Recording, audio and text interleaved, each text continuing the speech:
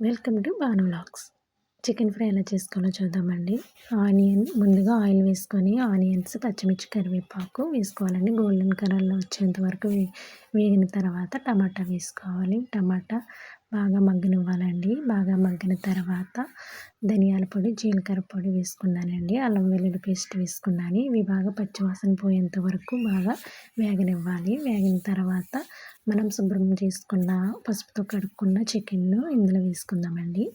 ఇది బాగా కలుపుకున్న తర్వాత మసాలా అంతా పట్టేంత వరకు బాగా కలుపుకోవాలండి. బాగా కలుపుకున్న తర్వాత ఈ వాటర్లోనే బాగా మగ్గనివ్వాలండి. ఇంకా వాటర్ వేయకూడదు. ఇలా ఆయిల్ పైకి వచ్చేంత వరకు ఉడకనివ్వాలి. అప్పుడు కారం వేసుకున్నానండి. టూ టూ టూ స్పూన్లు కారం వేసుకున్నాను. తర్వాత కొత్తిమీరతో సర్వ్ చేసుకున్నానండి. ఈ రెసిపీ మీకు నచ్చినట్టయితే లైక్ చేయండి, షేర్ చేయండి, సబ్స్క్రైబ్ చేయండి. Thank you for watching.